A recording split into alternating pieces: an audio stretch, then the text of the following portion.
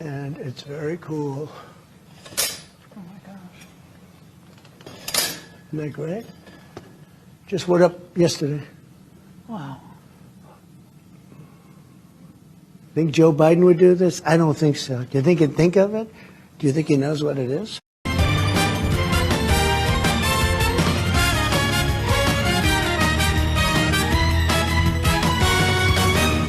Well, so in the end of the day, the best way to cure your friend's depression and save the neighborhood's summer festival party is finding God. Good to know. Overall, like, this episode was quite fun. It was odd that the episode just decided to semi-slide like Otto's kind of story to the sideline for a bit. I don't know, I am not fully sure if I like it or not, because it feels like, oh, we're doing kind of like a step away episode. I'm not sure about that, but I genuinely liked seeing everyone's kind of like interactions and feeling to what the hell is going on. It was odd that just like, hey, Gozyuger really needed to explain to us that, yeah, the Shinkenger ring chose Fire Candle. Like, I get it, but still, like, we already know that. But I did like that, like, Kijino really wanted to cheer up Ichikawa. So he invited her over the neighborhood summer festival, which is interesting how much it actually like happens in Japan in real life. It's like all those free blocks. We're doing a summer festival, and when there is a festival arriving, there's going to be a #1 monster and, you know, shenanigan ensuing. But genuinely, all of the characters had great moments in this episode, specifically if we're going straight just them reacting to Ichikawa's loss, but also just like they were really funny. Like how much it was odd, like this character we got to know and we slightly know some of the backstory of, and she's pretty much a character that is related to one of the main character of the cast. Oh yeah, let's have a funny little episode. It's just odd. It's like it's kind of stuck in between them, and that character is quote unquote presumably dead, and she's clearly alive just by the Shinkenger ring. It's just odd that this is what we're doing right now. But the rest of the cast did well. Rikuo, Kijino, and Ryugi kind of got like big parts of the episode, specifically Kijino really wanting to make the party, like he pretty much challenged the #1 festival monster to the #1 festival battle, while also him trying to help Ichikawa, while Rikuo seems to be kind of like the biggest part of the episode if you look specifically lore-wise, where we get to discover that he has a family member that doesn't really care about his future talent and wears sunglasses, and his name is Ray. And it seems like that he wears sunglasses because he has gray eyes. Like, here's the thing, like, it's kind of cool that we're really connecting both Rikuo and Ichikawa's backstory together to their families. Cool, but like the one thing that I really wanted this show not to do, and that is just like do this right now. Here's the thing, my biggest problem is like that little hint of story wasn't told before. It's like if it was told around, like let's say the Ground Red episode when Gaia appeared, like you could have had that and that would have worked, and we could have like put that into our mind, which like we not only get to see the kidnapper in this episode, we get to see his gray eyes, but also like we have this Ray character that wears sunglasses. Like, for fuck's sake, come on. Like, this is kind of weird, which is interesting. So it's like Ray has the gray eyes, young Rikuo didn't, but we got to see like an old photo of old Rikuo that did have it. Is it a genetic thing? And pretty much young and now old Rikuo puts like contact lenses to pretty much hide his gray eyes. Could be. We don't know, but it's so odd that like there is this weird inconsistency.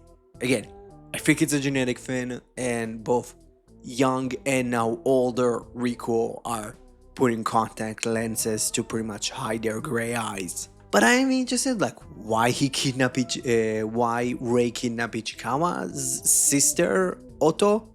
And also, like, who the fuck is he? Like, there is very much, like, already pictures of him. Like, we know who his actor is. We know everything, kind of, like, how he's related to Rikuo, with him being his brother. But, like, why and his motivation are interesting. But I just believe that, to be honest, it could have been, like, told us slightly before this episode and slightly before the next episode where he's going to officially debut. But like, I genuinely loved the rest of the episode. How much like I did love this part, but I really liked just the entire cast kind of goofing off. Like, I liked Gojo Puller's like, oh, look at those bananas. They're $250,000.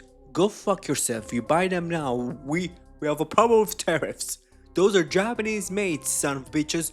You buy them now. And having just Ryugi just induct people into his cult and them being successful in the end of the episode means that 100% those people are going to stay there.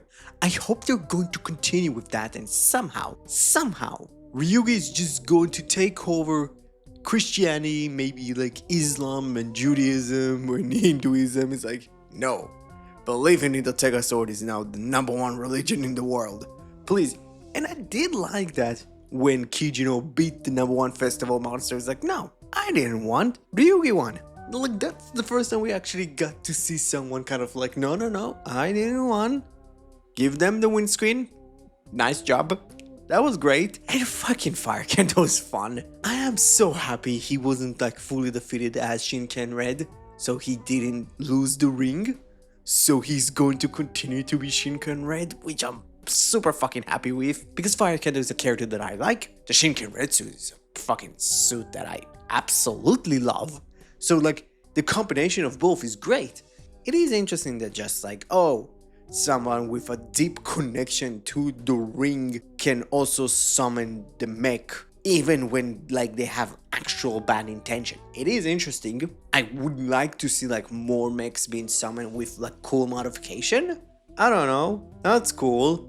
Like, overall, this was an episode with like genuinely great vibes. Ichikawa, like, I wish that Ichikawa did slightly more with it, because like she appeared in like one scene and then she kind of came in after pretty much Ryui kind of like unveiled his festival for the Tega Sword, and she was kind of a part of the final fight, and that's really it. Like, I wish she would have done more, but to be honest, like, character-wise, she should have been, you know, going nuts and being kind of depressed because like she found her sister and then she got kidnapped in front of her eyes again. It is interesting what they're going to do with Otto. And like, is this Otto actually Otto? Like it's gonna be very interesting. Moving along, Rikuo's backstory, I think, should have totally been told to us before this episode to kind of like get us up to that point. Could have been better. Could have been betterly handled, in my opinion. I think this is the first time I can say that Gozyuger did something that could have been tweaked just with a small change of the structure of just presenting Rikuo's backstory. But yeah, this episode was fun. I don't believe it's like an A or an A+. It's not an S. It's a B+. It's good enough. So, once you found out about Gozyuger episode 21, comment below, let me know. If you liked the video, please smash that like button. Also, if you want to help this channel, please watch my Why Do I Love Samurai Sentai Shinkenger video and my Legacy of Ultraman Great video. I would really appreciate all of you to just sit down and watch them. They're really great, introspective. Why Do I Love Karate Kuga is right now being worked on at this moment, aka I'm rewatching Kuga. Yeah, if you want to help this channel even more, please help your subscribe button achieve its true goal of becoming a subscribed button. Don't forget, you're the only one that can prevent forest fires. Thank you very much and have a great rest of your day. Bye bye.